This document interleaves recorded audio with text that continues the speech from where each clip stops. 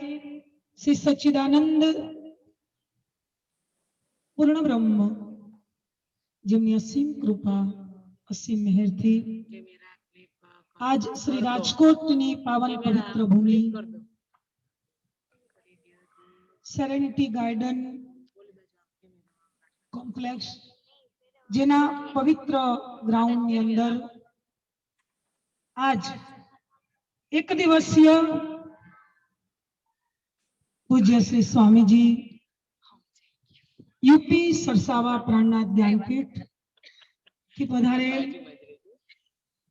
श्री स्वामी जी ना मुखारविंद थी आज आपणे एक कलाक माटे एक सर्वदेशी चर्चा जेवी के रीते के कोई संप्रदाय कोई वाड़ा के कोई धर्म कोई स्थान या कोई गादी या गुरु या कोई मान्यता की परंपरा ये वस्तु ने लईने सिर्फ मात्र एक बांधेली ये कोई वस्तु के चलो हमारा इष्ट आ छे हमारा गुरु आ हमारी गादी नु स्थान अहींया ये वस्तु ने बांधीने नहीं परंतु जे बधाना एक छे तो एक कोण छे जेने आपणे बोलचाल व्यवहारनी भाषामां तो कहीए के सबका मालिक एक परमात्मा बधाना एक छे अथवा घणीवार एवुं पण कहेता होय के भगवान तो बधाना एक छे तो खरेखर जो बधाना एक ज होय तो बौद्ध जैन शीख मुस्लिम क्रिश्चियन हिंदू पारसी जे बधाना एक जे छे तो एक कोण छे जेने साईं बाबाए पण कीधुं के सबका मालिक एक जेने भागवतना पहला श्लोकनी अंदर पण कीधुं के सच्चिदानंद रूपाय विश्वपत्यादि हेतवे जेने कुराननी अंदर पण कुल्लू अल अहद जेने बाइबल नी अंदर supreme to God is only one जेने गुरु नानक साहेब ना गुरु ग्रंथ वाणी नी अंदर पण जेने नानक एको सुमरिए जेम आपड़ा प्राचीन धर्म ग्रंथो जे सृष्टि क्रिएट थई बनी त्यारे पण वेदोनी जे उत्पत्ति ऋषि मुनियो द्वारा समाधिस्थ अवस्थानी अंदर ए वेदो पण एक स्वरमा एकम अद्वितीयम द्वितीयो नास्ति और न त्वा अन्यो न पार्थिव न जातो न जनिष्यते तो जो परमात्मा एक छे एनी बराबरी અત્યાર સુધી કોઈ કરી નથી શક્યું એની સમાન કોઈ છે નહીં પહેલા પણ નહોતું અને આ સૃષ્ટિ જ્યારે પ્રલય થઈ જશે વિલીન થઈ જશે ત્યારે એ પરમ તત્વ પરમાત્માનું અસ્તિત્વ અનાદિકાળ પહેલા હતું આજે પણ છે અને સૃષ્ટિના વિનાશ પછી પણ રહેશે એવા એક શ્રી પરબ્રહ્મ परमात्मा अक्षरातीत सच्चिदानंद जेनी पहचान संबंधी આપણે 1 થી 1.5 કલાક માટે આપણે यहाँ બધા એક સત્સંગ કહીએ ચર્ચા કહીએ એ શ્રવણ કરવા માટે એકત્રિત થયા છીએ તો આપ સર્વે સુંદર સાથ या और धर्म प्रेमी आत्मजनो सज्जन वृंद તમારા શ્રી ચરણોની અંદર સૌથી પ્રથમ કોટી કોટી પ્રણામ કરું છું બીજું કે આપ બધા બસ આપનું અમે आप બધા આપણી પાસેથી मतलब તમારી પાસેથી અમે એક જ आज 1.5 કલાક માટે માંગીએ છીએ કે क्या आपका मतलब તમારા સમયની કુરબાની 1.5 કલાક માટે અમારી વ્યવસ્થા જળવાઈ રહે અને વચ્ચે બીજું કે તમે લોકો જે મોબાઈલ બધા પાસે છે કોઈની ઇમરજન્સી હોય તો સાયલેન્ટ કરી દે કોઈની વચ્ચે ઘંટી રિંગટોન ન વાગવો જોઈએ બીજું કે વ્યવસ્થા જળવાઈ રહે એના માટે તો તમારો સાથ સહકાર જોઈએ કે જેને પાણી કોઈ પણ વચ્ચે પીવાની ઈચ્છા થાય તો વચ્ચેથી પાસ ન થાય અહીંથી આ બાજુથી ગેટથી નીકળી જાય या आ बाजुथी पाछळवार ओली बाजुथी નીકળી બધે સામે પાણીની બોટલો રાખી દીધી છે ત્યાંથી બધા સ્વયં પી લેને હું તો એવું કહું છું કે 1 કલાક માટે આપણે પાણી ન પીએ તો પણ ચાલે બરાબર તો ચર્ચા પ્રારંભ થાય ઈ પહેલા આપણે બધા પાણી પી લેશું અને ત્યારબાદ ચર્ચા પૂર્ણ થાય પછી આપણે બધા જલપાન કરશું અને બીજું કે અમે અંતિમ જે પણ પ્રસાદ રૂપે રાખેલું છે બધા જ आइसक्रीम એવું કદાચ કઈ છે બધા એ લઈને જ અહીંથી નીકળશે કોઈ ઉતાવળ ના કરે અમે પણ સમયસર પૂર્ણ થાય એ પ્રોગ્રામ એવી પૂરી કોશિશ અને અમારો પ્રયાસ રહેશે તો સુંદર સાજી તમારો સહકાર તમારો સપોર્ટ તમારો સાથ અને તમારો સમયની કુરબાની એટલું કઈ વાણીને વિરામ આપું બોલો શ્રી પ્રાણનાથ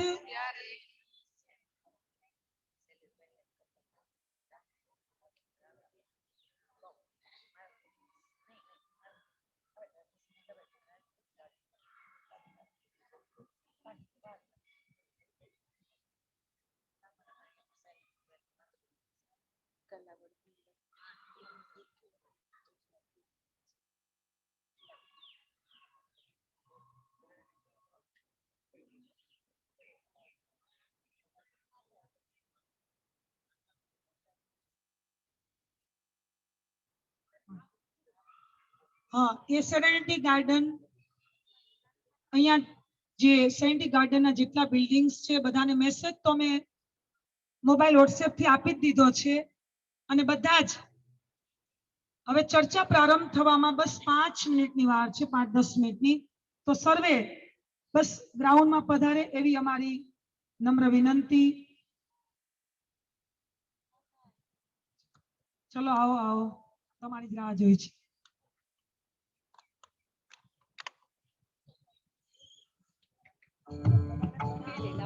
એવું કરો ને, આગળ આવતા જાઓ. હું એવું થાય છે અહીંયા સુધી લઈ લો. તમે સાઈ ના પાડી.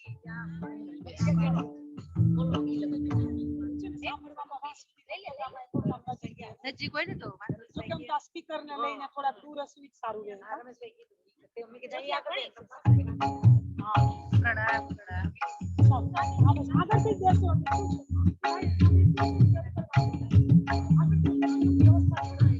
તમે ક્યાં બેસો?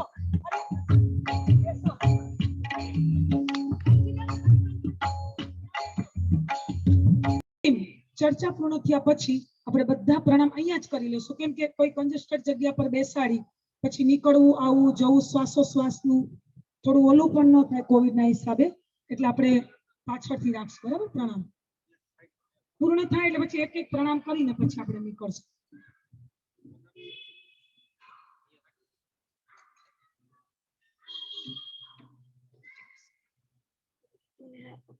पूर्ण थया પછી 5-5 મિનિટ કોઈ સભાને સંબોધીને બોલશો, જે તમને ચર્चा પૂર્ણ થાય પછી એને अभी आप श्री प्राणनाथ जी की वाणी के कीर्तन सुन रहे थे। जब से ये संसार बना है तब से सभी ने जानने का प्रयास किया है मैं कौन हूं और ये जगत क्या है। इस जगत को बनाने वाला कौन है और मुझे भेजने वाला कौन है। श्री प्राणनाथ जी की तारतम वाणी का एक ग्रंथ है कीर्तन, उसमें कहा गया है सुख मुनि बानी बोला वेदांत सो इनो क्यों समझी जाए।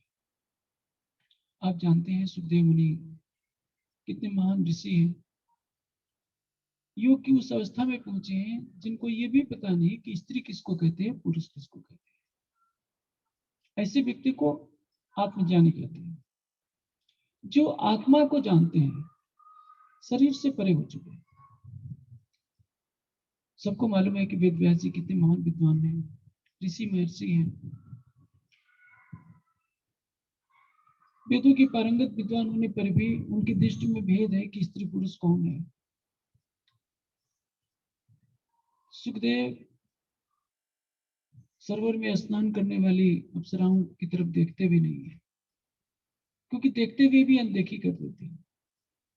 वो नग्न होकर अप्सराएं स्नान कर रही होती हैं और सुखदेव के पीछे पीछे व्यास जी पहुंचते हैं, उनको देखकर वो वस्त्र पहन लेते हैं। सुखदेव जी पूछते हैं कि मैं तो वृद्ध हूं, मुझको देखकर तुमने वस्त्र क्यों पहना। अप्सराएं कहती हैं कि ऋषिवर आपका पुत्र इस अवस्था में पहुंचा हुआ है कि उसको मालूम ही नहीं है कि स्त्री कौन है और पुरुष कौन है। वो आत्मदर्शी है। आपको तो शरीर दिखाई दे रहा है, आपको अपना वयोवृद्ध शरीर दिखाई दे रहा है, आपकी दृष्टि में स्त्री और पुरुष हैं, किंतु सुखदेव की दृष्टि में नहीं। और सुखदेव जी ने क्या कहा है, सुख मुनि वाणी बोलिया वेदांत। वेदांत कहते हैं वेद का निर्णय। वेद क्या कहते हैं, परमात्मा कहाँ है। वेद ने एक सरल से मंत्र में कह दिया, पुरुष सूक्त का मंत्र है आदित्य वर्ण तमसा परस्ता, तमस के परे। संसार ने पढ़ा कि तमसा परस्तात में, लेकिन तमस में ही खोजना प्रारंभ कर दिया। दुनिया कहती है कि सूरज के अंदर अंधेरा बैठा है और अंधेरे के कण में सूरज बैठा है। संसार का ब्रह्म ज्ञान यही है। सुख मुनि बानी बोलिया वेदांत सो इनो क्यों समझी जाए। ये कहाँ का प्रसंग है, जब व्रत से रास में गोपियां जाती है और योग माया के ब्रह्मांड में प्रवेश करती है, उस पंचाध्यायी रास का एक श्लोक आता है, भगवान पिता रात्रि शरद उत्पल मल्लिका विक्षरंतु मने चक्रे योग माया उपासता। योग माया उपासता, योग माया में कौन पहुंचता है? वो रास बिहारी, जिसके द्वारा रास की लीला खेली जानी है। और उसकी बांसुरी की आवाज सुनकर सभी गोपी ने तन छोड़ दिया। 12,000 ब्रह्मशिष्टियों ने भी तन छोड़ दिया, 24,000 कुमारिकाओं ने भी तन छोड़ दिया। विरह की ऐसी लगन लगी कि जो बच्चे को दूध पिला रही थी, बच्चे को दूध पिलाना छोड़कर उसको जमीन पर फेंक दिया। कोई पति को स्नान करा रही थी, पति को छोड़कर भाग गई। उनकी नजर में पति नहीं थे, बच्चे नहीं थे। जो राजसी संख्या थी, उन्होंने सोचा कि चलना है तो श्रृंगार करके चलें। किसी ने पैर का आभूषण हाथ में पहन लिया, हाथ का आभूषण पैरों में पहन लिया, कपड़े भी उल्टे पुल्टे पहन लिए। अब सोचिए, विरह की इस पीड़ा में वो युग माया के ब्रह्मांड में प्रवेश करते हैं। कुछ को रोक दिया गया। घर वालों ने सोचा कि घर की मर्यादा छोड़कर कहां भागी जा रही है। उन्होंने वीरा में अपना तन छोड़ दिया कि हमको रोकोगे तो हम रुकेंगे नहीं, अपना शरीर छोड़ देंगे, क्योंकि हमारी आत्मा का जो प्रीतम है वो हमें बुला रहा है, तुम तो हमारे शरीर के पति हो। भागवत में स्पष्ट लिखा है, जो गुणमयम देहा, इसका अर्थ होता है अपने पंचभौतिक तन का त्याग कर दिया। किंतु उसी भागवत में आगे लिखा जाता है कि सभी सखियों ने श्रृंगार किए और उनके साथ महाराज की लीला की। ऐसा विरोधाभास क्यों? क्योंकि उन्होंने योग माया के ब्रह्मांड में प्रवेश किया था। ये ब्रह्मांड है काल माया का। इस काल माया के ब्रह्मांड में जो वस्तु बनी होती है उसका विनाश अवश्य होता है। ये धकता हुआ सूरज एक दिन विलीन हो जाएगा, समाप्त हो जाएगा। कुछ भी इसका पता नहीं रहेगा कि ये सूरज भी था, करोड़ों साल से धक रहा है, करोड़ों नहीं अरबों साल से, लेकिन ये भी एक दिन विलीन हो जाएगा। ये धरती आकाश भी नहीं रहेंगे। हमारे शरीर का तो कुछ कहना ही नहीं। हम लोग तो कितने सालों के लिए, कुछ सालों के लिए बहुत प्रयास करेंगे, 100 साल जिएंगे, 125 साल जिएंगे, 150 साल, इससे तो अधिक कोई यहाँ जीने वाला नहीं। लेकिन अरबों साल से जो धकता हुआ सूरज है, ये भी काल के गाल में समा जाएगा। जिस आकाश गंगा से निकला है वो आकाश गंगा भी समा जाएगी। उसको कहते हैं कि प्रलय हो जाना। करोड़ों ब्रह्मांड जिस मोह सागर से पैदा होते हैं उसी मोह सागर में समा जाते हैं। किंतु वह योग माया का ब्रह्मांड है जो कभी नष्ट नहीं होता, जहां के कण कण में अनंत सूर्यों का प्रकाश है। उस योग माया के ब्रह्मांड में प्रवेश किया। योग माया का अर्थ होता है जहां ब्रह्म अपने अखंड माया के साथ क्रीड़ा करे। यह काल माया का ब्रह्मांड। काल माया के ब्रह्मांड में हर वस्तु काल के अधीन है। योग माया के ब्रह्मांड में कोई भी वस्तु काल के अधीन नहीं है, वहां काल की सत्ता है ही नहीं। तभी तो श्री जी ने कहा है, भाई रे ब्रह्म ज्ञानी ब्रह्म दिखलाओ, तुम सकल में साई देखे। सारा संसार क्या कहता है? कण कण में ब्रह्म है। अभी आप देखिए, एक सरल सी बात है, सूर्य का प्रकाश पृथ्वी पर फैलता है या सूर्य पृथ्वी पर आ जाता है? सूर्य के प्रकाश से सारी पृथ्वी प्रकाशित होती है, पृथ्वी का कण कण उससे प्रकाशित होता है।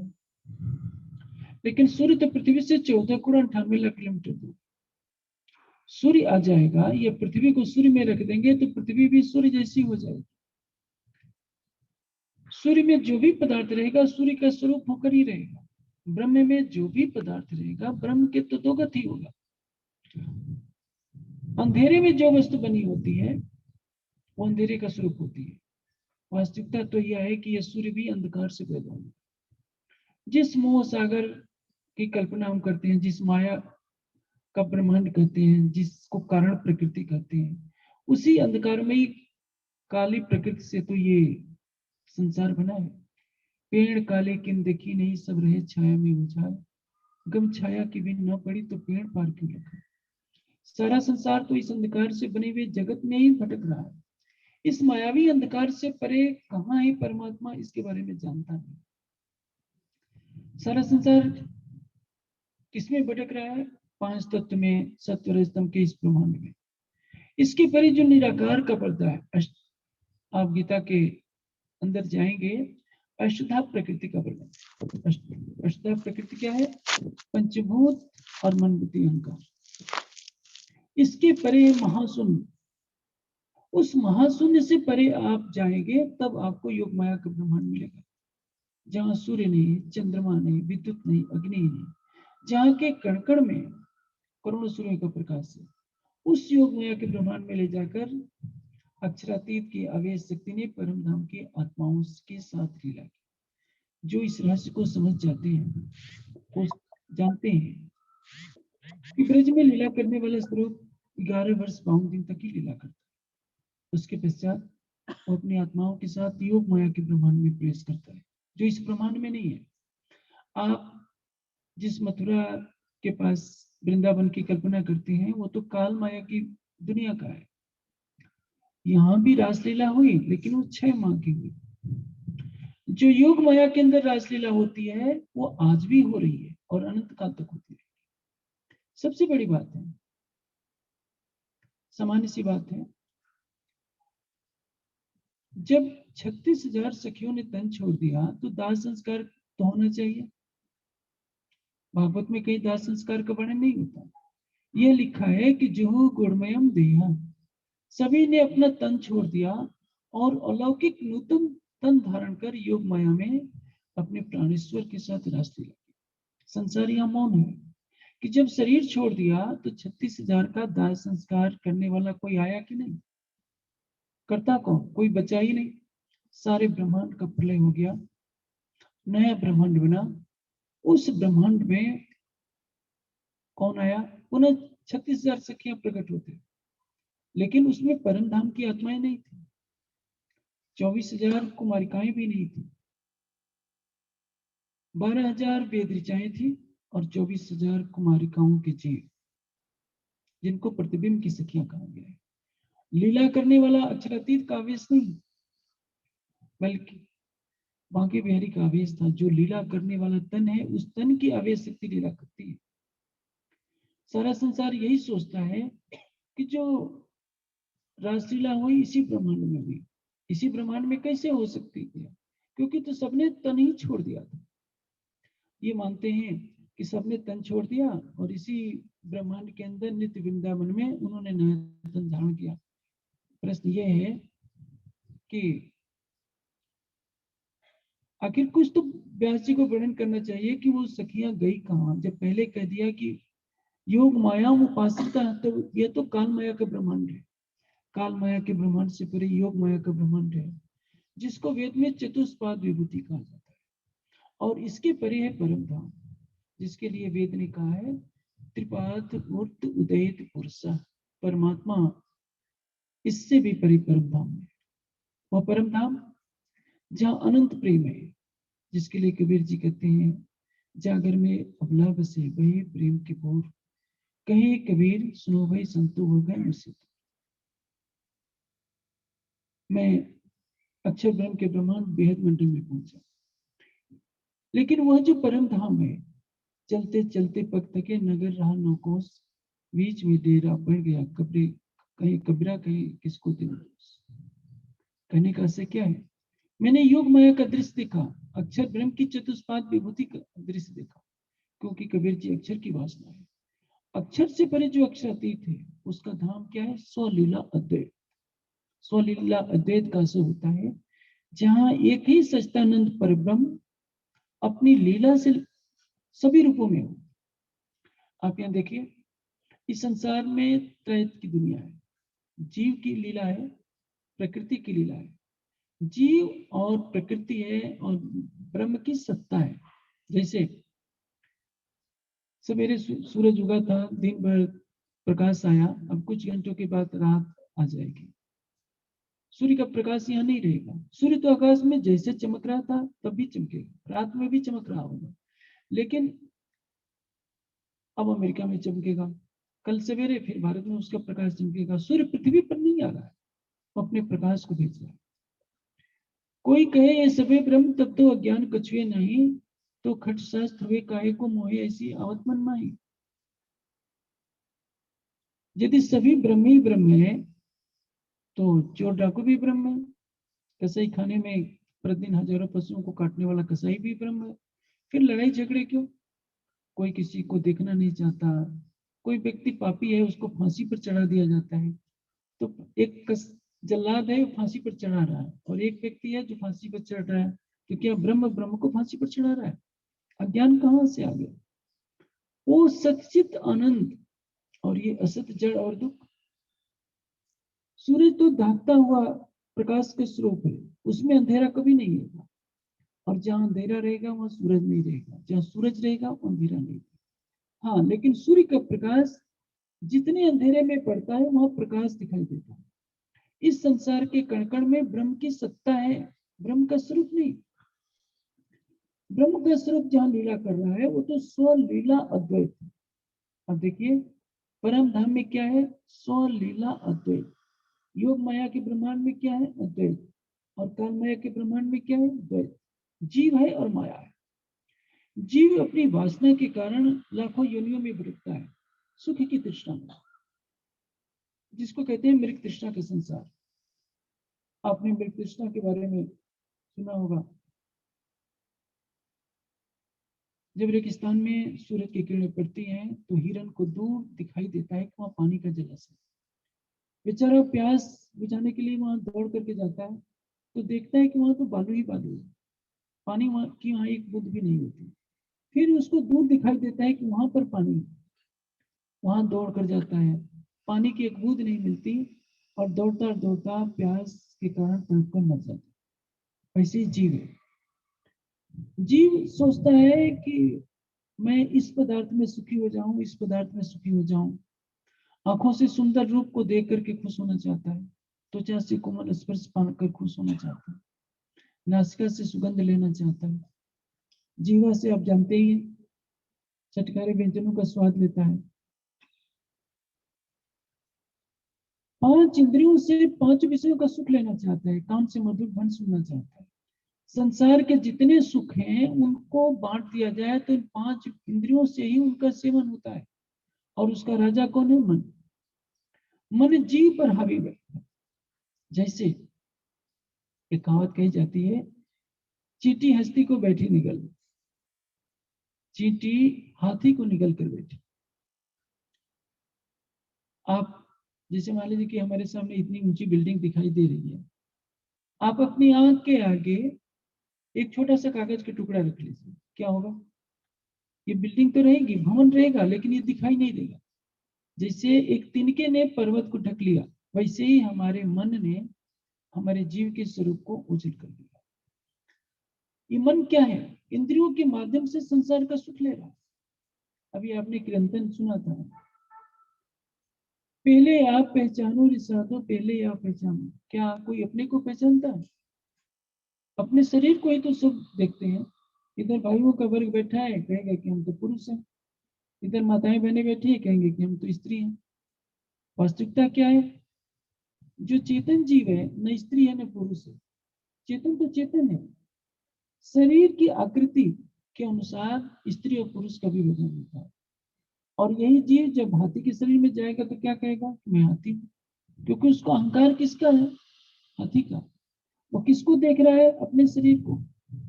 मन शरीर को देखकर, मन आंखों के माध्यम से शरीर को देख रहा है, बुद्धि से वो चिंतन करता है। जीव जीव किसके अंदर बधा हुआ है? मन चित्त बुद्धि अहंकार के द्वारा, अंतःकरण के द्वारा। माया का आवरण है, सत्य रजतम का बंधन है।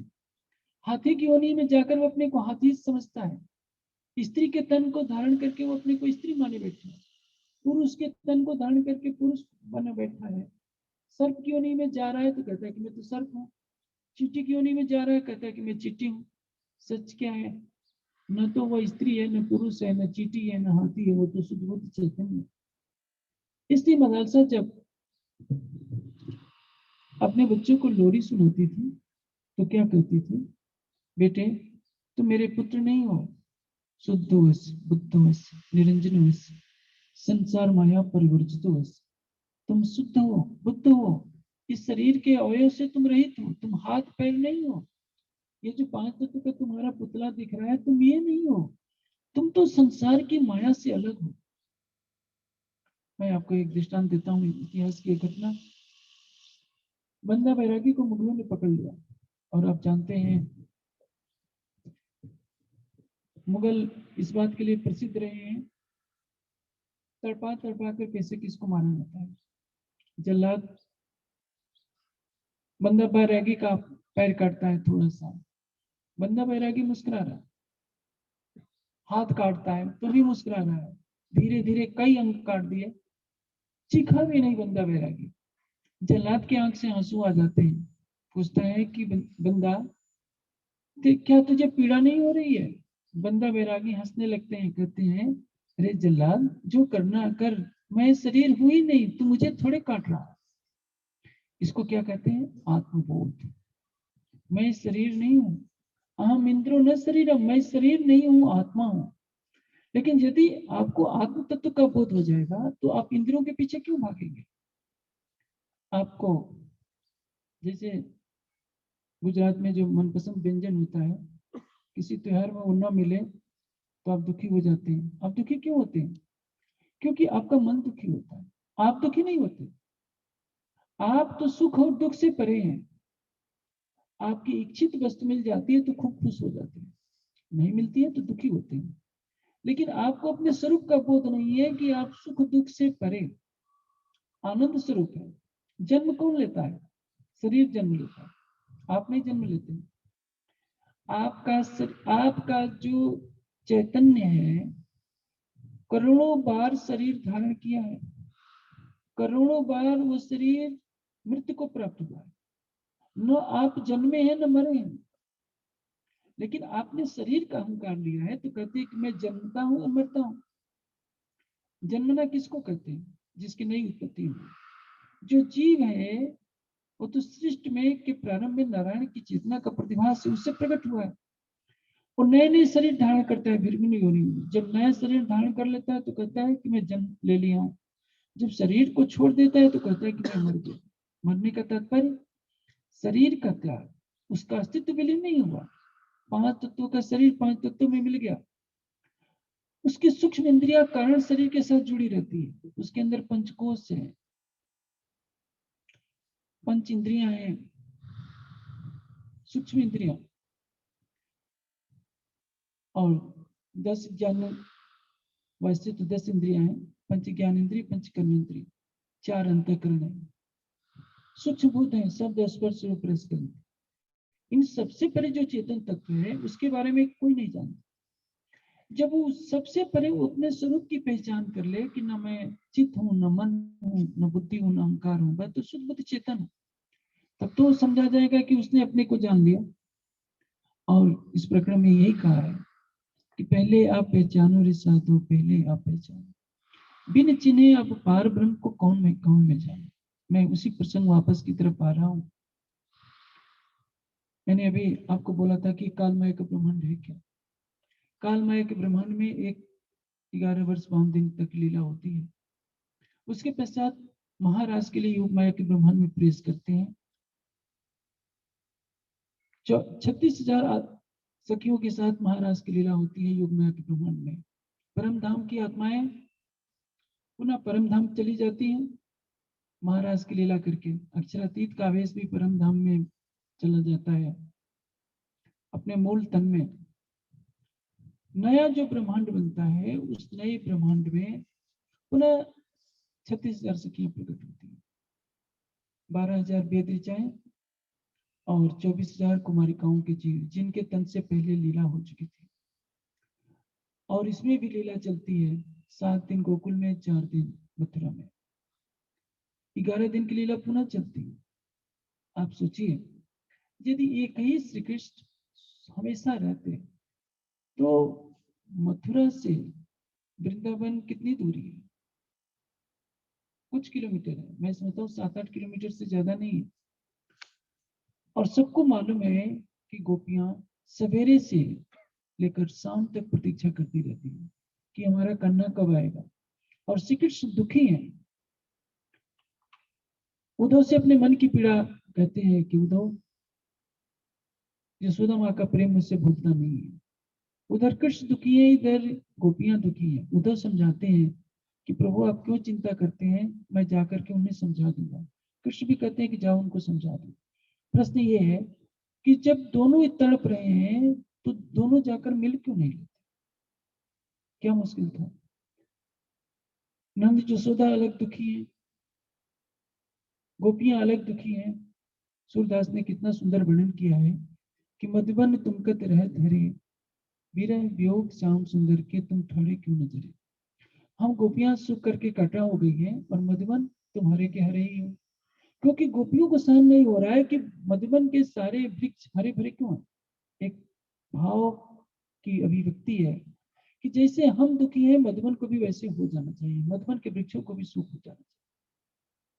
अब सोचिए, जो गोपियां श्री कृष्ण के बिना एक पल जीवित रहने की आकांक्षा नहीं करती। पहले वर्णन कर दिया है कि जब बांसुरी बजती है तो सबने अपना तन छोड़ दिया है। अब जब बीरा में तड़प रही है तो 7-8 किलोमीटर तो सवेरे से दौड़ करके कोई जाए तो शाम तक क्यों ना दौड़ करके आ सकता है। हमारे ज्ञानपीठ के बच्चे सवेरे जलपान से पहले जब टेम्परेचर 2-3 का होता है उसमें सवेरे नाश्ते से पहले दौड़ लगाते हैं। अब तो बच्चे दौड़ लगाने वाले कम हो गए हैं। 5-6 किलोमीटर दौड़ करके जाते हैं और 5-6 किलोमीटर दौड़ करके आते हैं। इसके बाद नहा धो करके तब जलपान करते हैं, यानी 8 बजे से पहले। 1 घंटे के अंदर 11 किलोमीटर दौड़ करके आना उनके लिए एक आम बात है। जो गोपियां श्री कृष्ण के बिना एक पल जिंदा रहना नहीं चाहती थी वो जीवन भर तड़पती रहती है। श्री कृष्ण मथुरा में कई वर्ष रहते हैं लेकिन न गोपियां जाने को राजी है न कृष्ण आने को राजी है। संसार इस पर विचार क्यों नहीं करता? इसका कारण यही है कि जो रासलीला करने वाला है, जिसने 7 दिन गोकुल में लीला की, 4 दिन मथुरा में लीला की, वह उस श्री कृष्ण के तन में नहीं है। उस श्री कृष्ण के तन में तो लीला करने वाला इस संसार का अच्छा पुरुष है। विष्णु भगवान की शक्ति उस तन में लीला कर रही है। इसलिए, और आप जानते हैं, एक बार भगवान विष्णु ध्यान कर रहे थे, महेश्वर तंत्र में प्रसंग आता है। लक्ष्मी जी पूछते हैं कि प्रभु आप किसका ध्यान कर रहे थे? विष्णु भगवान कहते हैं कि देखो, इस 14 लोक के ब्रह्मांड की कुछ भी बात पूछो, वैकुंठ तक की पूछो, मैं बताने को तैयार हूँ। लेकिन इस वैकुंठ निराकार से परे जहां का मैं ध्यान करता हूँ उसको शब्दों में वर्णित नहीं कर सकता। वो शब्दातीत है। लक्ष्मी जी रूठ करके तप करने लगती है कि मैं तप करके जान लूंगी। अंत में क्षीर सागर ब्रह्मा आते हैं, मध्यस्थता कराते हैं, विष्णु भगवान से आग्रह करते हैं कि प्रभु आप तो दयालु हैं, लक्ष्मी जी की इच्छा पूरी कर दीजिए।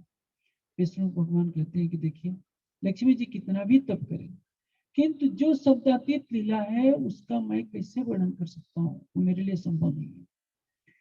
अंत में कहते हैं कि लक्ष्मी जी तुम चिंता न करो,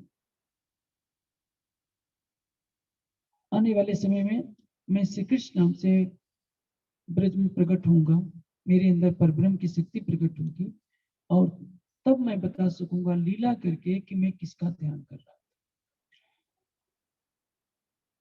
और वही होता है, नए ब्रह्मांड बना होता है महाराज के पश्चात। इस नए ब्रह्मांड में विष्णु भगवान लक्ष्मी जी को दिखाना चाहते हैं वो लीला करके। तब माधवपुर में विवाह होता है और बेहोश हो जाते हैं। उन्होंने संकेतों में बताया कि देखो लक्ष्मी, मैं उसी शब्दातीत बेहद लीला का ध्यान करता हूँ। इसका आशय क्या है? विष्णु भगवान रूप जो श्री कृष्ण है, जो चतुर्भुजधारी है, जब राजसी वस्त्र धारण करते हैं, मथुरा में 4 दिन की लीला के पश्चात कंस का वध होता है। वह शक्ति राधा के हृदय में विराजमान हो जाती है। राधा विरह में तड़प रही है लेकिन विष्णु रूप भगवान श्री कृष्ण वो भी व्यथित है ब्रज की लीला को याद कर कर, क्योंकि उसी लीला का तो ध्यान करते रहते हैं, उसी प्रेममय लीला का जो बेहद मंडल में अखंड है। वो कैसे, राधा तो उनके इष्ट हैं, तन एक है, शक्ति अलग अलग। और संसार इस रहस्य को न जानने के कारण यही समझता है कि एक ही कृष्ण 11 साल 52 दिन वाले भी हैं, रास बिहारी भी वही है, और द्वारकाधीश भी वही है।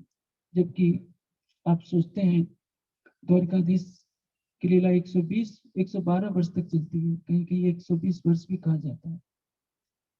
112 वर्ष की लीला पूरी करने के पश्चात द्वारकाधीश विष्णु भगवान अपने बैकुंठ धाम में प्रवेश कर जाते हैं। 11 दिन तक, 7 दिन गोकुल में, 4 दिन मथुरा में लीला होती है।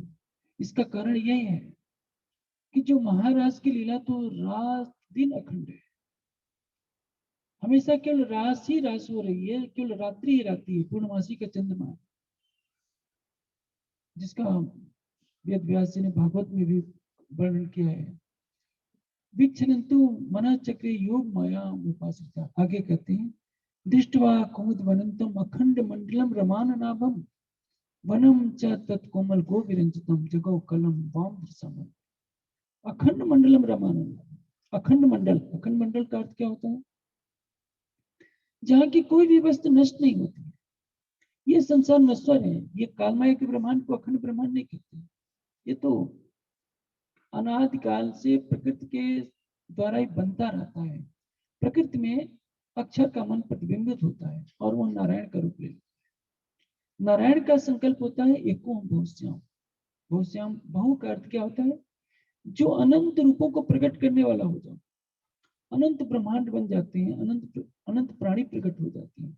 और ये किसके द्वारा होता है? नारायण के द्वारा। इसको कहते हैं कालमाया का ब्रह्मांड। इस कालमाया के ब्रह्मांड में जो भी वस्तु दिखाई दे रही है वो एक दिन नष्ट हो जाएगी। ये धरती आकाश जो कभी नहीं थे आज दिख रहे हैं, भविष्य में नहीं रहेंगे।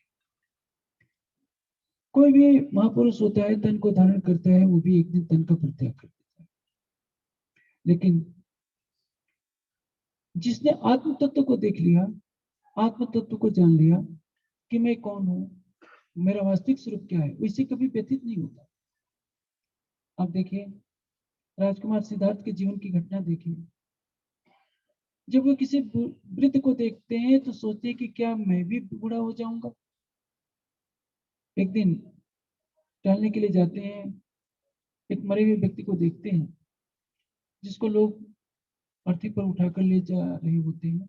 वे सबसे पूछते हैं कि आदमी कौन है, क्योंकि सुद्धोधन ने ऐसी व्यवस्था कर रखी थी कि बुद्ध को, सिद्धार्थ को ये पता नहीं चले कि बूढ़ा कौन होता है, क्या मरना भी पड़ता है, कोई रोगी व्यक्ति दिखाई ना पड़े। लेकिन जो संस्कार होते हैं वो बहुत प्रबल होते हैं। आप जो परमात्मा का ध्यान करते हैं, भक्ति करते हैं, वो कभी नष्ट नहीं होगा। उसको बताने की संसार में आवश्यकता नहीं है कि मैं परमात्मा का इतना ध्यान करता हूँ। और जो आपसे बुरे कर्म होते हैं उसको कितना भी छिपाइए, उसका फल अवश्य भोगना पड़ेगा। अवश्य में भोक्तव्य कृतम कर्म शुभाशुभम। अच्छे कर्म का फल आपको अच्छा मिलेगा, बुरे कर्म का फल आपको बुरा मिलेगा। लेकिन आप ये सोचिए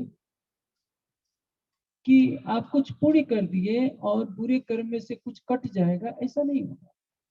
तब तो कोई किसी का मर्डर कर दे और जज के पास कहे कि हमने मछलियों को चारा दिया है, हमने इतना लोगों को भोजन कराया है, तो जो मृत्यु दंड है, जो उस व्यक्ति की हत्या की है, उसको हटा दीजिए। तो क्या जज ऐसा मानेगा?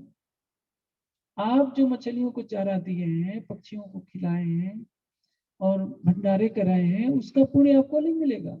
लेकिन आपने जो किसी की हत्या की, वो दंड तो आपको कानून के अनुसार मिलेगा। उसी तरह से परमात्मा के विधान में भी होता है, अवश्य में भोक्तव्य। नहीं तो भीष्म पितामह को बाणों की सैया पर क्यों लेटना पड़ा? पांडवों को 14 वर्ष 12 वर्ष वन में क्यों रहना पड़ता? हरिश्चंद्र को चंडाल के हाथ क्यों बिकना पड़ता? क्यों? कर्म का फल कहीं ना कहीं पीछा कर रहा है। आप समुद्र में छिप जाइए, पर हिमालय पर्वत की गुफाओं में चले जाइए। यदि आपने अशुभ कार्य किया है तो उसका दंड आपको अवश्य भोगना पड़ेगा। पाप कटता नहीं है। हाँ, यदि आपने परमात्मा की भक्ति की है, आपने परमात्मा का साक्षात्कार कर लिया है तो ये फल आपको मिल सकता है कि आप संचित और क्रियमाण दोनों कर्मों के बंधनों को काट सकते हैं। किंतु प्रारब्ध तो तब भी भोगना पड़ेगा। जिससे संचित किसको कहते हैं? जन्म जन्मांतरों का जो पाप पुण्य है संचित है। क्रियमाण किसको कहते हैं? जो वर्तमान में आप कर रहे हैं। प्रारब्ध किसको कहते हैं? कि परमात्मा के न्याय से आपको जो निर्णित हो चुका है कि इस जन्म में आपको इतना भोगना है, वो प्रारब्ध है। इसलिए आप देखेंगे कि रामकृष्ण परमहंस जैसे महान व्यक्ति को भी कैंसर का रोग होता है। आप बड़े बड़े महापुरुषों को भी देखेंगे, महर्षि रमन को भी कैंसर हो गया था, जिन्होंने जीवन में इस जन्म में कोई पाप नहीं किया, लेकिन पूर्व का प्रारब्ध था, कुछ चूक हुई जिसके प्रायश्चित के लिए उनको भी रोगी होना पड़ा, संसार में उनको भी दुख देखना पड़ा। किंतु एक बात और आती है, यदि आपने परमात्मा का साक्षात्कार कर लिया तो प्रारब्ध भी थोड़ा रह जाए।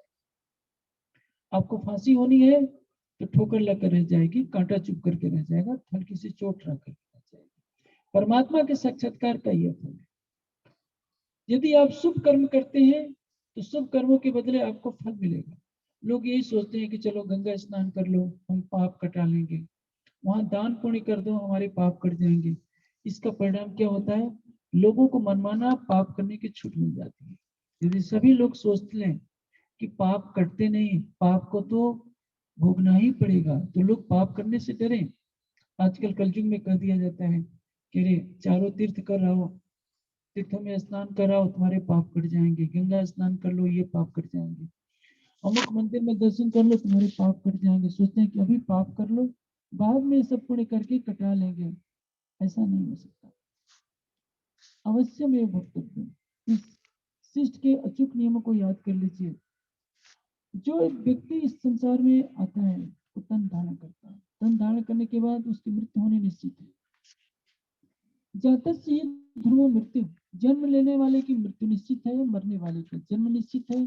किंतु मृत्यु से पहले जिसने इस मानव तन के रहते रहते परमात्मा का साक्षात्कार कर लिया, वो जीवन, उसका जीवन धन्य है। सभी ग्रंथों का सार क्या है? आप यहाँ बैठे हैं, इसमें बहुत धनवान लोग भी बैठे हैं, पढ़े लिखे लोग भी बैठे हैं। प्रश्न यह है कि जब आपका शरीर छूटेगा आपके साथ क्या जाए? आप इस संसार से एक तिनका भी नहीं ले जा सकते। हाँ, लेकिन अच्छे बुरे जो भी कार्य किए हैं वो कार्य का फल आपके जीव के साथ जुड़ा रहेगा। आपने परमात्मा की जितनी भक्ति की है वो आपके साथ जुड़ी रहेगी। जब औरंगजेब शरीर छोड़ने लगा,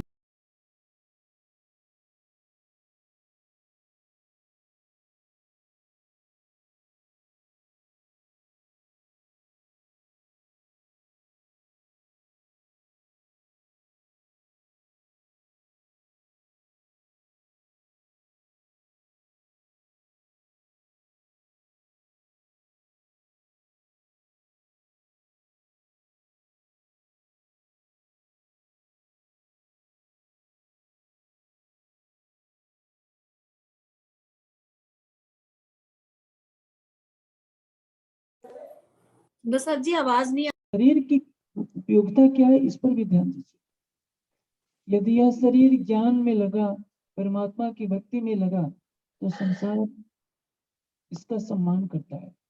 भगवान बुद्ध को जब निर्वाण प्राप्त हुआ, उनके शरीर का दाह संस्कार हुआ, तो उनकी राख के लिए झगड़े मच गए। उनकी हड्डियों को, उनके दांतों को जो दाह संस्कार के पश्चात बचे थे, अलग अलग लोगों ने, राजाओं ने बांट लिया, जगह जगह स्तूप बना दिया। आज सारी दुनिया जाकर उन स्तूपों में प्रणाम करती है। उसमें क्या लिख रखा है? बुद्ध के दांत रखे हैं, हड्डियां रखी हैं। सामान्य व्यक्ति की हड्डियां जला करके खेतों में फेंक दी जाती हैं या वहीं सड़ जाती है, कौन पूछता है? शरीर वही है। बुद्ध के भी 2 हाथ थे, 2 पैर थे, 2 आंखें थी, 2 कान थे, 2 नाक थे, और हम सबके भी वैसे ही हैं। किंतु हमारा हृदय उतना विशाल नहीं। हमने अपने को तृष्णाओं में डाला होता है। बुद्ध ने अपने को तृष्णाओं से मुक्त किया। ब्रह्म सृष्टि का कार्य क्या होता है? पट पैर खा चीखना, हेम जवेर श्रृंगार, हक लज्जत तय मोमनो चिंतु नहीं करना। पट पैर खा चीखना, अच्छे भोजन करना, अच्छे वस्त्र पहनना, हीरे मोतियों के आभूषण से शरीर को सजाना, ये जीवन का सर्वोपरि लक्ष्य नहीं। जिन दुनी करी मुर्दार, संसार को जीते जी छोड़ दे। जीते जी कब छोड़ा जाता है? जब इसकी नश्वरता का बोध हो जाए कि इसमें तो कोई सार तत्व है ही नहीं। सार तत्व किसमें है? सच्चिदानंद परब्रह्म के चरणों में। और उसका बोध हो जाए कि वो परमात्मा कहाँ है, कैसा है। जैसे अभी मैंने कहा कि ये ब्रह्मांड काल माया का ब्रह्मांड है, जिसमें 11 वर्ष 52 दिन की लीला होती है। महाराज की लीला होती है योग माया के ब्रह्मांड में। योग माया उपासिता। और इस श्लोक की टीका भागवत के बड़े बड़े विद्वानों ने की। किंतु कोई ये नहीं सोचता कि जब पहले श्लोकों में हम पढ़ रहे हैं कि तन छोड़ने के बाद गोपियां योग माया के ब्रह्मांड में पहुंची थी और वहां अलौकिक तन धारण किया। अलौकिक तन काल माया के ब्रह्मांड में धारण नहीं किया जा सकता, क्योंकि यहाँ तो 5 तत्व 3 गुण का ही तन होगा। चाहे श्री कृष्ण जी का तन हो या किसी का भी तन हो, 5 तत्व का ही होगा। गोपियों ने जो तन धारण किया वो सत्व रजतम का शरीर नहीं था, 5 तत्वों का शरीर नहीं था। इसका तात्पर्य वो ब्रह्मांड कोई और था। और यदि सारा हिंदू समाज ये समझ ले कि इस प्रकृति के ब्रह्मांड से भी परे कुछ और है, तो इस वेद के कथन का अर्थ मालूम होगा कि वेदांत क्या कहता है। मैंने आपको मंत्र का अंश सुनाया था, आदित्य वर्ण तमसा प्रस्ता। आदित्य वर्ण किसको कहते हैं? सूर्य के समान प्रकाशमान है, अखंड स्वरूप वाला है और तमस से परे है, माया के अंधकार से परे। सारी दुनिया इस तमस में खोज रही है। परमात्मा तो तमस के पार है। जो तमस में है वो परमात्मा नहीं। इस मोह अंधकार में किसका प्रकटन हुआ? आदि नारायण, जिनके संकल्प से सृष्टि बनी है। जैसे अभी कल के प्रवचन में भी मैंने एक दृष्टांत दिया था। आप सपने में हैं, आप राजकोट में हैं, आप सपना देखते हुए बंबई पहुंच गए, तो आपका एक संकल्प में शरीर बंबई गया, आप नहीं गए, आप तो मूलतः यहीं पर है। उसी तरह से जैसे सूर्य का प्रकाश यहाँ आया है, सूर्य साक्षात नहीं आया, सूर्य से प्रकाश निकलता है और वह प्रकाश पृथ्वी पर आकर सबको प्रकाशित करता है। सूर्य पृथ्वी पर आ जाएगा तो पृथ्वी भी सूर्य के समान हो जाएगी, आग के ढेर में तब्दील हो जाएगी, पृथ्वी का स्थिति समाप्त हो जाएगी। सत्य साई जो है, सत्य सपने में क्यों कर आवे, सत्य साई है न्यारा। तुम पार ब्रह्म से परिचय नहीं तो क्यों उतरोगे पार। संसार यही भटक रहा है। श्री जी ने संसार के लोगों को यह पहचान दी है कि संसार के लोगों, तुम स्वयं को जानो कि तुम कौन हो, कहां से आए हो। शरीर और संसार को छोड़ने के पश्चात तुम्हें जाना कहां है। इसलिए एक चौपाई आती है, भाई रे ब्रह्म ज्ञानी ब्रह्म दिखलाओ, तुम सकल में साई दिखो। किसको कहा जा रहा है? ब्रह्म ज्ञानियों को। आज जितने ब्रह्म ज्ञानी कहलाते हैं संसार में, सबसे पूछेंगे तो क्या कहेंगे? सर्वम खलिदम ब्रह्म, सब कुछ ब्रह्म ही तो ब्रह्म है। तो कसाई भी ब्रह्म है, जिस बकरे को काटता है वही ब्रह्म है, ब्रह्म ब्रह्म को काट रहा है, ब्रह्म ब्रह्म को गोली मार रहा है। आतंकवादियों से पूछे कि भाई इनको क्यों मार रहे हो, तो कहते हैं कि ये काफिर है, इनको मारेंगे तो हमें जन्नत मिलेगी। तो क्या खुदा खुदा को मार रहा है? उनसे भी पूछिए खुदा कहाँ है, कहेंगे कि जर्रे जर्रे में समाया। जर्रे जर्रे में समाया है तो क्या काफिर के अंदर नहीं है जो उसको मार रहे हो, उसी घृणा क्यों कर रहे हो? यही संसार का भ्रम है।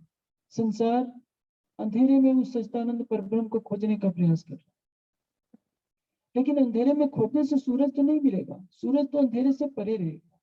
और सूर्य में अंधेरे को नहीं बैठाया जा सकता। दुनिया कहती है कि परमात्मा में ये जगत है और जगत में परमात्मा। जैसे लोहे को आग में तपा देंगे तो लोहा भी आग के समान बन जाता है। उस समय लोहे को आग कहिए या आग को लोहा कहिए, कोई अंतर नहीं आता। जगत में अंधेरा तभी तक है जब तक सूर्य उगा नहीं होता। जब सूर्य का उदय हो जाता है तो अंधेरा समाप्त हो जाता है। इसलिए जहां सूर्य है वहां अंधेरा नहीं रहेगा। यदि संसार केवल इतनी सी बात को समझ जाए, कभी नहीं कहेगा कि माया के इस जगत के कण में परमात्मा है। कण में उसकी सत्ता है। एक कण भी ऐसा नहीं जो उसकी सत्ता से रहित हो। इसलिए वाणी कहती है कि कोई कहे कछुए नहीं तो ये भी क्यों बनी आवे, जो यामी ब्रह्म सत्ता न होती तो ब्रह्मांड न की रहता। अब सोचिए, कौन है जो सूर्य को बना रहा है, कौन है जो चंद्रमा को गति दे रहा है, पृथ्वी को गति दे रहा है, और तो और हमारे शरीर में जितने कण हैं, अणु हैं, परमाणु हैं, सभी कंपन कर रहे हैं, सभी गतिशील हैं, और धीमी गति से नहीं, इनकी गति बहुत ज्यादा है। यदि ये गति बंद हो जाए तो सारी सृष्टि का उसी क्षण विनाश हो जाए। इसलिए हर क्षण सृष्टि में परिवर्तन हो रहा है। इस गति को देने वाला कौन है? परमात्मा की सत्ता। सृष्टि जब बनती है तो परमाणु को गति देने से ही प्रारंभ होती है, और वो गति को देने वाला कौन है? हम एक जहाज उड़ाते हैं, एक कार चलाते हैं तो तेल की आवश्यकता होती है, लेकिन इन अनंत परमाणुओं को गति देने वाला कौन है? एकमात्र वही सर्वशक्तिमान की सत्ता ही गति दे रही है, जिससे असंख्य ब्रह्मांड बने हुए हैं। आपने कीर्तन में सुना, 5 तख्त मिल महल रचो, सो अंतरिक्ष क्यों अटकाओ, या के आस पास अटकाओ नहीं, तुम जाग के संशय। आप देखिए, आपके सामने ये ऊंचे भवन दिखाई दे रहे हैं, इनको नीचे कितने मोटे मोटे पिलर खड़े किए गए हैं। यदि पिलर कमजोर हो तो ये भवन नहीं टिकता। लेकिन सूर्य को किसने खड़ा किया है? पृथ्वी को किसने खड़ा किया है? ये तो आकाश में पृथ्वी घूम रही है। सो अंतरिक्ष क्यों अटकाना? कोई सोच नहीं रहा है कि पृथ्वी आकाश में घूम रही है, सूर्य आकाश में घूम रहा है, और सूर्य जैसे कितने बड़े बड़े नक्षत्र हैं। यह सूर्य तो हमारी आकाशगंगा का सबसे छोटा सूर्य, और ये पृथ्वी से 13 लाख गुना बड़ा है। लेकिन इसको रोकने के लिए तो कोई खंभा लगाया नहीं, आकर्षण शक्ति से सब खींचे हुए हैं। सभी अणु परमाणु सारे ग्रह नक्षत्र आकर्षण शक्ति से बधे हुए हैं, उसकी शक्ति से गति कर रहे हैं। एक एक प्राणी को बनाने वाला कौन है? उस ब्रह्म की सत्ता ही तो है। और ये किसके स्वप्न में हो रहा है? नारायण के स्वप्न में हो रहा है।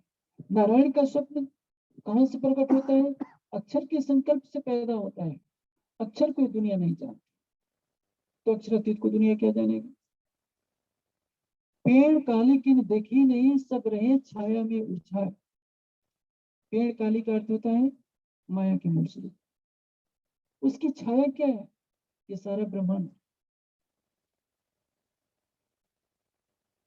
उस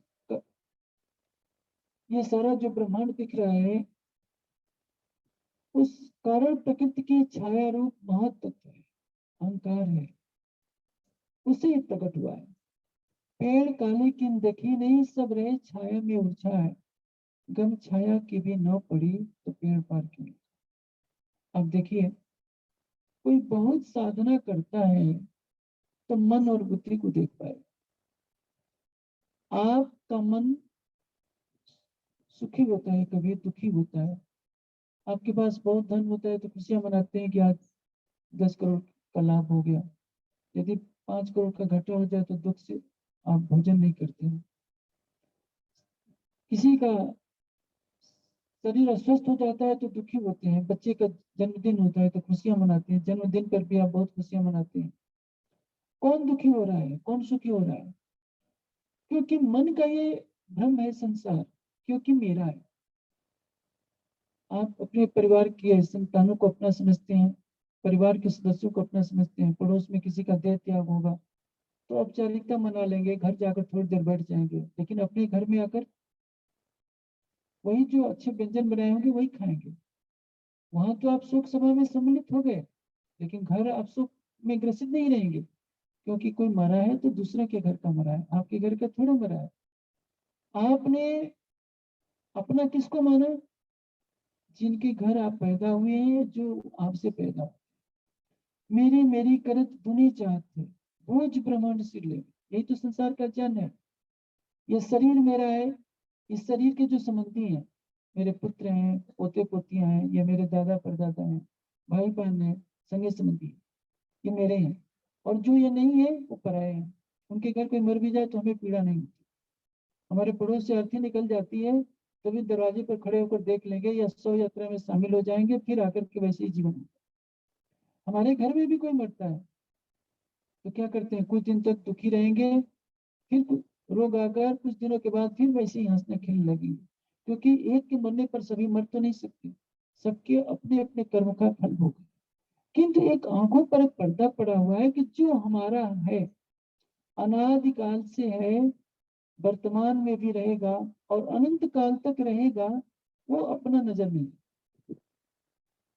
मेरी मेरी करत दुनी चाहती, बोझ ब्रह्मांड सिर लेवे। सारे ब्रह्मांड का बोझ हम किस पर लेते हैं?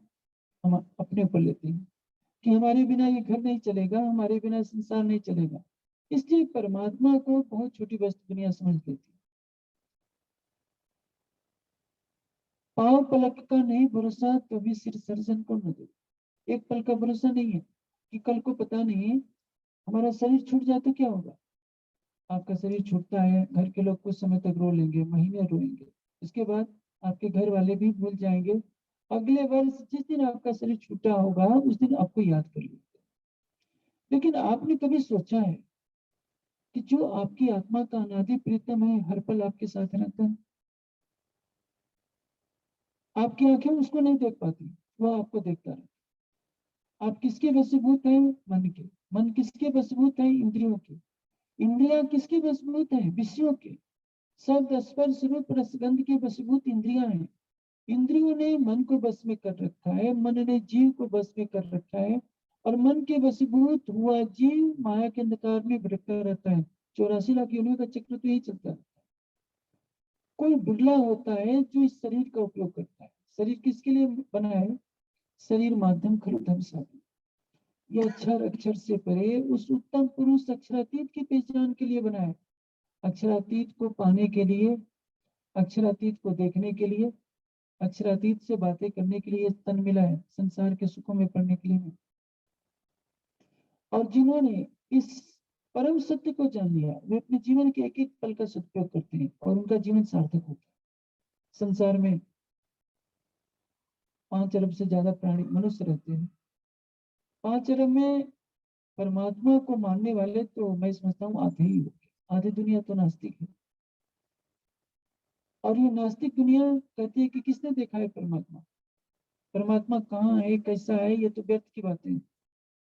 लेकिन जिसने वास्तविक सत्य को जाना है कि जब सृष्टि नहीं थी तब भी वो परम सत्य था, जब सृष्टि नहीं रहेगी तब भी परम सत्य रहेगा, और ये सारी दुनिया एक स्वप्निक है। जैसे अभी मैं आपको दृष्टांत देकर बता रहा था कि आप राजकोट में सो गए, आप मुंबई में चले गए स्वप्न के माध्यम से, आप साक्षात नहीं गए। जब आपको यहाँ कोई उठा देता है तो बंबई वाला तन आपका समाप्त हो जाएगा, बंबई भी समाप्त हो जाएगी, बंबई में जो आपका कल्पित तन था वो भी समाप्त हो जाएगा। इसी तरह से अक्षर ब्रह्म का मन संकल्प करता है कि सृष्टि बने, और उसका वही संकल्प स्वप्न कहलाता है। उस संकल्प के परिणाम स्वरूप इस मायावी जगत के अंदर, मोह सागर के अंदर उसका मन प्रकट हो जाता है नारायण के रूप में। और जैसे बंबई में आप गए तो आपका यदि यदि राजकोट में नाम मोहन है तो एक दूसरा मोहन बंबई में दिखाई देने लगता है, और वो मोहन तब तक काम करता है जब राजकोट वाला मोहन सो रहा हो। जैसे ही वो जगता है बंबई वाला मोहन समाप्त हो जाता है, बंबई भी समाप्त हो जाता है। उसी तरह से अक्षर का मन अपने धाम में है जिसको बेहद मंडल कहते हैं, और उसको कहते हैं योग माया का मन। उसका संकल्प इस मोह सागर के अंदर आकर नारायण के रूप में प्रकट होता है। जब उसमें अक्षर की प्रेरणा से जागृति आती है तो ये ब्रह्मांड नहीं रहता, ये नारायण भी नहीं रहती, और ये नारायण अपने मूल स्वरूप को प्राप्त हो जाते हैं, सारी सृष्टि का लय हो जाता है। रास के समय भी यही हुआ था। ये पूरा कालमाया का ब्रह्मांड जिसमें 14 लोगों का ब्रह्मांड आता है, 14 लोगों की इस ब्रह्मांड का प्रलय हो गया। सखिया रास में चले गई थी, वहां नित्य वृंदावन बनाया गया था। धरती तीत ब्रह्मांड के अलगोते अर्थ में की ध्वनि, और वहां महाराज की लीलाएं खेली गई थी। संसार इस रास को नहीं समझता कि 11 वर्ष 52 दिन तक लीला करने वाला स्वरूप कोई और है, 11 दिन तक लीला करने वाला कोई और है, और 112 वर्ष लीला करने वाला कोई और है। यदि वही होता तो मथुरा से आकर के पुनः गोपियों से मिल लेता। किंतु सारा संसार जानता है कि श्री कृष्ण एक बार मथुरा छोड़कर गए तो दोबारा कभी मथुरा में नहीं। वृंदावन को छोड़कर मथुरा में गए तो मथुरा से कभी लौट कर वृंदावन में। हम भागवत में अवश्य लिखा है, जब कुरुक्षेत्र गए थे सभी ग्वाल बालों के साथ, जो बड़े बड़े हो गए थे गोपियों के साथ, सबका मिलन हुआ और गोपियों ने वीर में तड़पते तड़पते अपना शरीर छोड़ दिया। वो विरह में तड़पने वाली सखिया कोई और थी। यही विरह में छोड़ी देश से पहुंची जहां स्वरूप सने। विरह में तड़पते हुए राधा ने तन छोड़ा, 36,000 ने तन विरह में तड़पते छोड़ा। और पहले भी विरह में 36,000 ने तन छोड़ा था, लेकिन वो बांसुरी की आवाज सुन करके जो शरीर छोड़ा था वो परम धाम की आत्माएं थी और योग माया के अंदर महाराष्ट्र में जाने वाली कुमारिका सखियां थी। ये जो 36,000 ने तन छोड़ा, इनकी भी अखंड लीला आज भी हो रही है, ये योग माया में पहुंच गई। लेकिन इन रहस्यों को जानने के लिए हमें तारतम वाणी की शरण लेना। और तारतम वाणी जो हमारी आत्मा का संबंध एक अखंड अक्षरातीत से जोड़ती है, एक तारतम्य स्थापित करती है। हम कौन हैं, आए कहां से, शरीर और संसार को छोड़ने के पश्चात हमें जाना कहां है, हमारी आत्मा का अनादि प्रीतम कौन है। यदि हम उसको जान जाएंगे तो हमारे जीवन का लक्ष्य पूरा हो जाएगा। तभी तो महामती जी कहते हैं कि श्री महामत कहे माए पार खोजोगे तब जाए आप। इस निराकार से परे खोजना पड़ेगा। निराकार के पार थे 3 पार के भी पार। और यदि यह ज्ञान प्राप्त होना हो जाए तो आपको क्या करना पड़ेगा, उसको प्रेम पूर्वक हृदय में बसाना पड़ेगा। हृदय में बसाने के लिए क्या करना होगा, अपने को निर्मल करना पड़ेगा। निर्मलता कहाँ से आती है, हमारा चिंतन जैसा होता है वैसा ही हम बन जाते हैं। यदि आप रावण का चिंतन करेंगे तो रावण के समान बनेंगे। जो जैसा होता है वैसा ही सोचता है, वैसा ही बोलता है और वैसा ही करता है।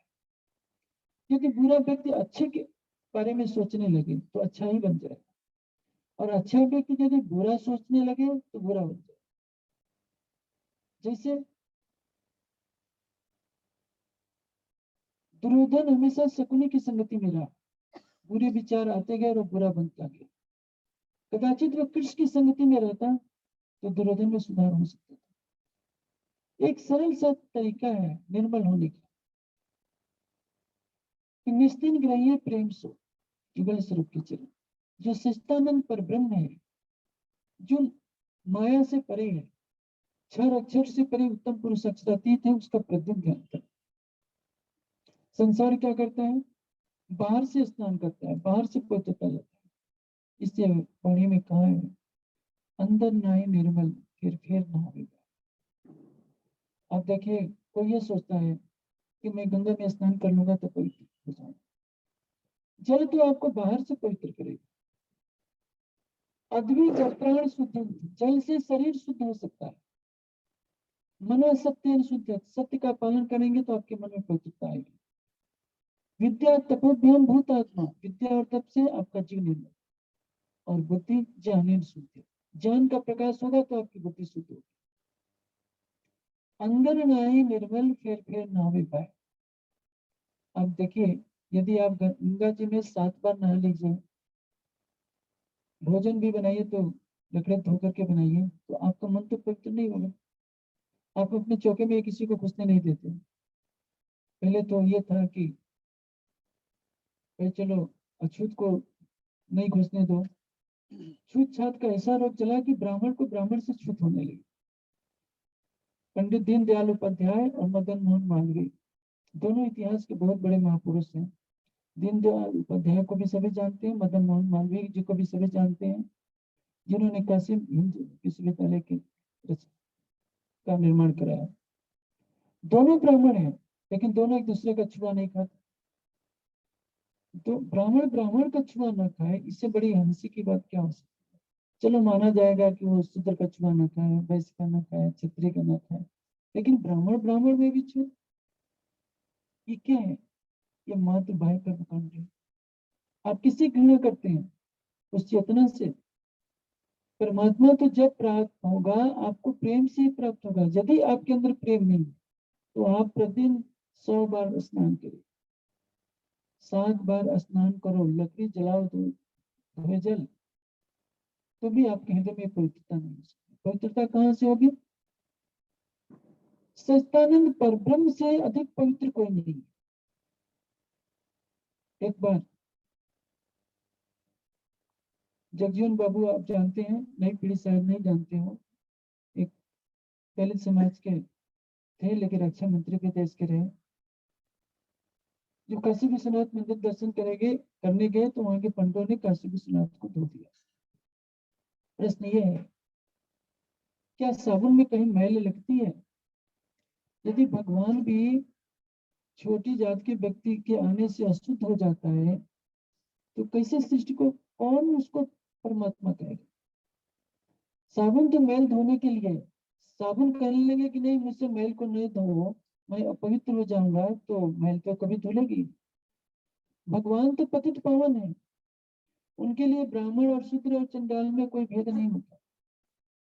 भगवान के लिए तो क्या, जिसको पंडित कहा जाता है उसके भी अंदर भेद नहीं होता। गीता में एक बहुत अच्छा श्लोक है, मैं बार बार अपने प्रवचन में उसको उद्धृत करता हूँ कि विद्या विनय संपन्ने ब्राह्मणे गव्यस्तिन सुनिचैव स्वपाके च पंडिता समदर्शिना। पंडिता समदर्शिना, पंडित किसको कहते हैं? जन्म से कोई पंडित नहीं होता, गुणों से पंडित होता है। जो समदर्शी होता है, जिसको पंडित कहते हैं, वो ब्राह्मण, जो विद्या और गुणवत्ता से संपन्न कोई ब्राह्मण और गाय, कुत्ता हो या चंडाल हो, सब में एक तत्व को देखे। यानी जिसको ब्राह्मण में और चंडाल में, कुत्ते में और गाय में, गाय बहुत पवित्र पशु है। आजकल अमेरिका जैसे देश में गाय को गले लगाने का प्रचलन चल गया है। उन लोगों की मान्यता है कि गाय को गले लगाते हैं तो हमारे नकारात्मक विचार दूर। गाय में और कुत्ते में, कुत्ते को आप रसोई घर में नहीं ला सकते क्योंकि कुत्ता भक्ष भी खा लेता है। आप देखेंगे गंदी चीजों को मुंह में लिया रहता है, हड्डी भी लिया रहता है। इसलिए कुत्ता आप घर में पालेंगे तो जरूर, लेकिन रसोई घर में नहीं घुसता।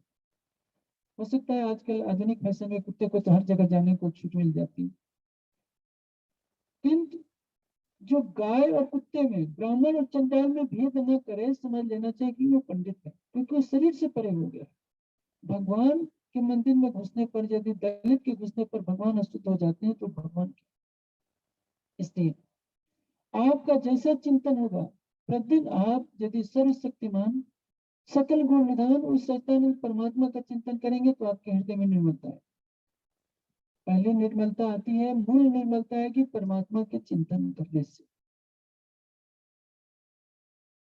जैसा आप हो जाएंगे, जो जिसका ध्यान करता है वैसा ही हो जाएगा। जैसे आग में लकड़ी डाली, आग में लोहा डालिए तो लोहा क्या होता है? काला कलूटा होता है, जंग लगी होती है। आग में धीरे धीरे तपना शुरू होता है, तपते तपते वो भी दहकने लगता है और आग जैसे होता है। वैसे ही हमारा जीव लाखों जन्मों से काम क्रोध मद लोभ अहंकार की अग्नि में जल रहा है। इसको परमात्मा के प्रेम की अग्नि में जलाइए। अभी तक आप संसार को देख रहे थे, आंखों से संसार को देखते, अपने बेटे को देखते हैं, पत्नी को देखते हैं, भाइयों को देखते हैं, तो आपके हृदय में प्रेम जगता है। आप थोड़ी देर के लिए, 1 घंटे के लिए, आधे के लिए, घंटे के लिए अपनी आंखें बंद कीजिए, अपनी आत्मा के हृदय में अपने प्राणेश्वर को देखिए, जो अनादिकाल से आपका है, अनंत काल तक रहेगा। आपके शरीर धारण करने से पहले भी था, और आप शरीर छोड़ देंगे तब भी आपके साथ रहेगा। आप उसको छोड़ना चाहते हैं, वो आपको नहीं छोड़ता। इसलिए सभी मनुष्यों ने क्या कहा है? हक नजीक से रख से, प्राण की नली से भी निकट उसको समझना चाहिए। परमात्मा किसी कैद खाने में रहने वाला नहीं है। हमने अपनी श्रद्धा के अनुसार मंदिर बनाए हैं, मस्जिद बनाए हैं, गिरजाघर बनाए हैं, गुरुद्वारे बनाए हैं, ताकि हम वहां इकट्ठे हो सके और उस परमात्मा को याद कर सके। लेकिन वो तो सबके अंदर है, और जिन्होंने ऐसा जान लिया वो विवेकवान है। जिन्होंने ये समझ लिया कि परमात्मा अक्षर अक्षर से परे उत्तम पुरुष अक्षरातीत है और उसको अपने हृदय मंदिर में धारण करते हैं, वो निश्चय ही अपने मन को पवित्र कर लेते हैं। लेकिन एक बात मैं और करना चाहूँ, आप ध्यान कीजिए, लेकिन यदि आपकी बुद्धि नहीं है तो आपका मन ध्यान में नहीं लगेगा। बुद्धि को पवित्र करने के लिए क्या करना होगा? आहार की शुद्धता। यदि आपका आहार शुद्ध है तभी आपका चित्त शुद्ध होगा, चित्त के शुद्ध होने से आपका मन शुद्ध होगा, और तभी आपका ध्यान भी लगेगा। यदि कोई व्यक्ति मांस खा ले, शराब पी ले, और उत्तेजक पदार्थ खूब खा ले, खूब गरम गरम लहसुन खा ले, ध्यान में बैठा तो रहेगा? ध्यान कहाँ से लगेगा? आंखें बंद कर लेने से ध्यान नहीं लगेगा। ध्यान करने के लिए अपनी बुद्धि को सात्विक बनाइए, इसलिए अपने आहार को अधिक से अधिक सात्विक बनाइए, निष्ठा के साथ, अटूट समर्पण, अटूट विश्वास के साथ प्रतिदिन उस सर्वशक्तिमान सच्चिदानंद परमात्मा का ध्यान कीजिए। देखिए, जब आप ध्यान करेंगे तो आपको ऐसा लगेगा कि आपके सामने कोई बुरा विचार कोई लाता है तो आपको बुरा लगेगा, कोई बुरी बात भी कहेंगे तो कुछ समय के लिए तो बुरा लगेगा, क्योंकि ये संसार काजल की कोठरी है। काजल की कोठरी में कैसे हो सियाना जाओ, एक लिख काजल की लाख एक ला। माया के संसार में आप रहते हैं, कितना भी प्रयास करते हैं, कुछ न कुछ झूठ की बातें हो जाती, कुछ न कुछ पाप हो जाती, लेकिन 24 घंटे में से 1 घंटा आधे घंटे निकाल कर यदि आप प्रतिदिन सच्चे हृदय से ध्यान करें तो आपको लगेगा कि हमारे काम, क्रोध, मद, लोभ, अहंकार सब हमसे भागते दूर जा रहे हैं। और इसके लिए किसी गुफा में बैठने की जरूरत नहीं, वन में जाने की जरूरत नहीं, केवल सच्चे ज्ञान को ग्रहण कीजिए, तारतम वाणी का चिंतन कीजिए, सत्संग कीजिए। तारतम वाणी के प्रकाश में एक जानिए कि हमारी आत्मा का अनाथ प्रीतम कौन है, जिसको कहते हैं प्राणनाथ। प्राणनाथ का अर्थ क्या होता है? जो हमारे जीवन का आधार, हमारे प्राण यानी जीवन का आधार है, जिसके बिना हमारा अस्तित्व नहीं। हम पत्नी के बिना रह सकते हैं, पति के बिना रह सकते हैं, बाल बच्चों के बिना रह सकते हैं, माता पिता के बिना रह सकते हैं, लेकिन उसके बिना ना हम रह सकते हैं, न सृष्टि रह सकती है, न धरती और आकाश रह सकते हैं। यदि ऐसा बोध हो जाए कि वही हमारा सर्वस्व है, उसका बोध करके अब प्रतिदिन रात को सोने से पहले या सवेरे उठने के बाद केवल उसी का ध्यान करके सोएं। अपने आहार को सात्विक रखें, किसी भी प्राणी का दिल न दुखाए। साफ दिल सुहागनी कबू न दिखाएगी। ऐसा कोई कटु वचन न बोलिए जिससे किसी का हृदय दुखे। मन से, वाणी से किसी का अनिष्ट चिंतन न कीजिए। आहार को सात्विक बनाइए और सच्चे हृदय से अपनी अंतरात्मा में उस प्राणेश्वर को खोजिए। तो सभी पुरियों के में चक्कर लगाने से जो नहीं मिला था, हिमालय की गुफाओं में बैठने से जो नहीं मिलेगा, जो घनघोर वनों में भटकने से नहीं मिलेगा, वो आपको अनायास ही प्राप्त हो जाए। यह समय बहुत ही महत्वपूर्ण है कि ऐसे समय में प्राणनाथ जी की वाणी उतरी, जिसके द्वारा युगों युगों से जिसने परमात्मा को खोजने का प्रयास किया था, सृष्टि के प्रारंभ से वेदों की ऋचाएं जिस शाश्वत सत्य का उद्घोष करते रही है कि त्रिपाद ऊर्ध्व उदयित पुरुषा, परमात्मा त्रिपाद अमृत से परे है, योग माया से परे है, बेहद से परे है। और वो कैसा है? आदित्य वर्ण तमसा परस्ता, अनंत सूर्यों के समान प्रकाश है, तमस से परे है। लेकिन युवानम धीरम अजरम युवानम उस परब्रह्म का अति सुंदर किशोर स्वरूप है, जो नस नाड़ी से रहित है, प्रकृति से रहित है, सत्य रजतम का नहीं है। इन रहस्यों को किसने बताया? तारतम वाणी ने। गीता के रहस्य उत्तम पुरुष कौन है, अक्षरातीत कौन है, ये कोई नहीं जानता था। भागवत के गुरुतम रहस्य कि जब सखियों ने तन छोड़ दिया, योग माया में बांसुरी की आवाज सुनकर गई, तो योग माया के ब्रह्मांड कहाँ है? और जब सबने तन छोड़ दिया तो उनका दाह संस्कार किसने किया? तो ना ये सखिया कौन है जो विरह में श्री कृष्ण के तड़पती रही 100 वर्ष तक, और श्री कृष्ण मथुरा में कई वर्ष रहने के बाद भी मिल नहीं सके? आखिर इन रहस्यों को कौन बताएगा? ये तारतम वाणी बताएगा। संत वाणी के बीच जितने रहस्य हैं, जो कबीर जी का अभी मैंने उदाहरण दिया, बीच में डेरा पड़ गया, कब्जा किसको दें दोस्त, ये कौन बताएगा? ये प्राणनाथ जी के तारतम वाणी बताएगा। यदि हम इस तारतम वाणी का अनुशीलन करते हैं तो इसी संसार में रहते रहते ऐसा भी समय आएगा, इतने बैठे घर जागे धाम की अवस्था प्राप्त हो सकती है। हम यही बैठे बैठे परम धाम को देख सकते हैं, साक्षात सच्चिदानंद परब्रह्म को देख सकते हैं, अपनी आत्मा के स्वरूप को देख सकते हैं। हम जान सकते हैं हम कौन है, आए कहां से। शरीर और संसार को छोड़ने के पश्चात हमें जाना, जिस परमात्मा के बारे में दुनिया जानना चाह रही है, वो परमात्मा कहाँ है, कैसा है, उसको पाने का मार्ग है। सारे रहस्यों का स्पष्टीकरण श्री प्राणनाथ जी की वाणी से होता है। वेद शास्त्र का स्पष्टीकरण प्राणनाथ जी की वाणी से होता है। जो प्राणनाथ जी की वाणी का अनुसरण कर लेता है वो उस चौराहे पर खड़ा होता है जहाँ से वो वेद के प्रकाश को देख सकता है, छह शास्त्रों के प्रकाश को देख सकता है, गीता और भागवत के रहस्य को देख सकता है, यहाँ तक कि संत वाणी और कते पक्षों के भी सारे रहस्यों को जानने वाला हो सकता है। उसको मालूम हो सकता है कि परमात्मा जिसके लिए वेद ने कहा कि दूर से भी दूर है, निकट से भी निकट है, उसको मैं कैसे पाऊं, जिसके लिए मन की गति नहीं, वाणी की गति नहीं, जो मन से परे है, वाणी से परे है, उस अक्षरातीत सच्चिदानंद परब्रह्म को हम कैसे पाएंगे? ये मार्ग केवल तारतम्य वाणी दिखाती है। और इसके लिए सारी दुनिया का प्रयत्न केवल एक, दो नहीं। और यदि सभी इसी तथ्य को मान जाए कि सबका परब्रह्म एक है, तो सभी संप्रदायों के झगड़े मिट जाए। आज हिंदू समाज में 1000 पंथ हैं, सभी कहते हैं हमारा पंथ सही है, हमारे में एक केवल सच्चाई है और सबका सिद्धांत गलत है। तो ये सारे झगड़े क्यों होते हैं? क्योंकि वास्तविक सत्य का बोध नहीं। सूर्य तो एक ही है, कोई उसको आफ्ताब कह दे या सन कह दे या सूर्य कह दे, कोई रवि कहे, दिनकर कहे, दिवाकर कहे, क्या अंतर पड़ता है?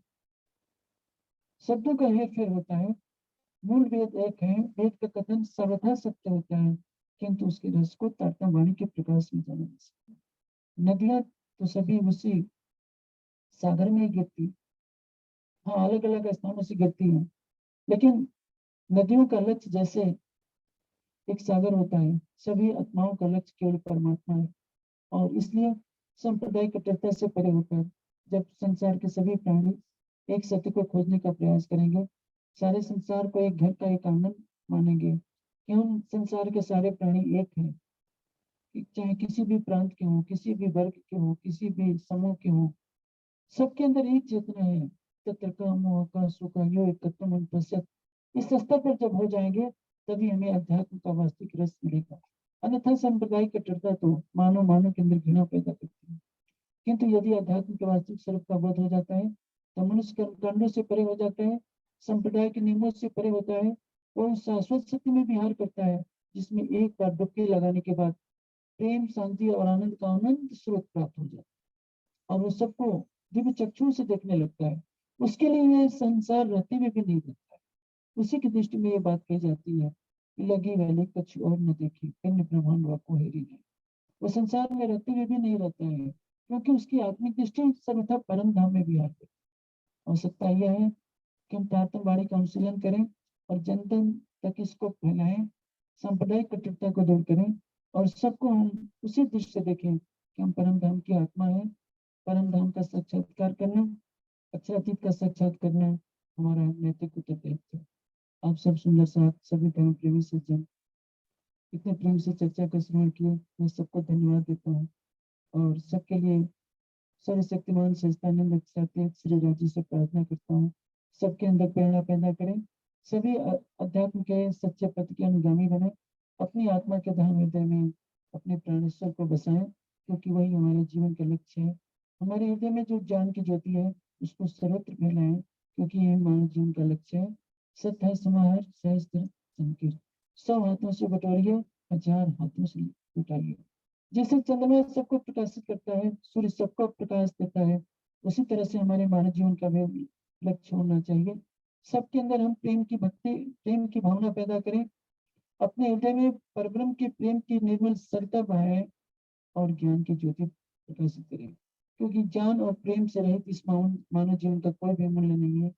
हम कितने भी वस्त्र आभूषण से सुसज्जित हो जाए, कितने भी व्यंजनों का सेवन करें, सोने के महलों में रहें, किंतु यदि परब्रह्म का ज्ञान नहीं, परब्रह्म के प्रति प्रेम नहीं, तो हमारा मानव जीवन। मैं आशा करता हूँ कि आपको ये विचार अच्छे लगेंगे। जी आप सब पर कृपा करें।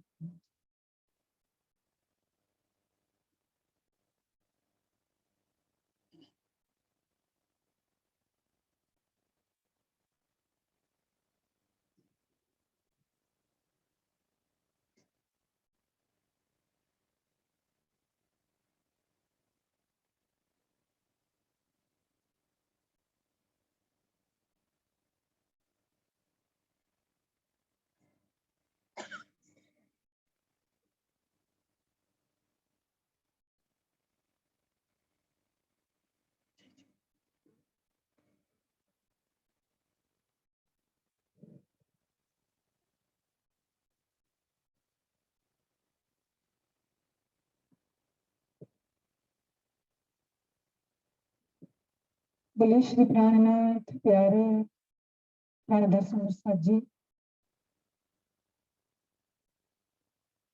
આપણે હમણાં જ પૂજ્ય સ્વામીજીના મુખારવિંદથી અમૃતવાણી શ્રી બ્રહ્મવાણી તારતમવાણી શ્રવણ કરી અને ત્યારબાદ આપણે જે શ્રવણ કરી અત્યારે 1.25 કલાક માટે તો કોઈને એની અંદરથી કોઈ અધ્યાત્મ ધ્યાન પર તારતમ વાણીનો